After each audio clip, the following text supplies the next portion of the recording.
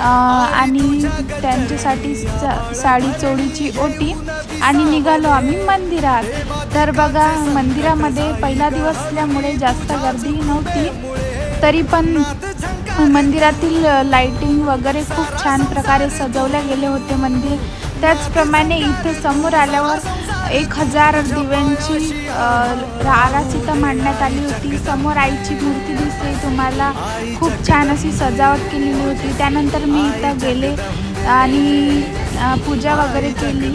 त्यानंतर इथंसुद्धा आम्ही पूजा केली. नंतर मंदिराला एक फेरी मारली आणि इथले पुजारी सांगत होते की ही मंदिर खूप असे पुरातन मंदिर आहे, त्यामुळे इथं खूप भाविकांची खूप अशी श्रद्धा आहे या मंदिरावर आणि तुम्ही सध्या इथं नक्की भेट द्या.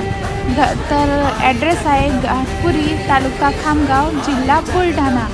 नक्की भेट द्या.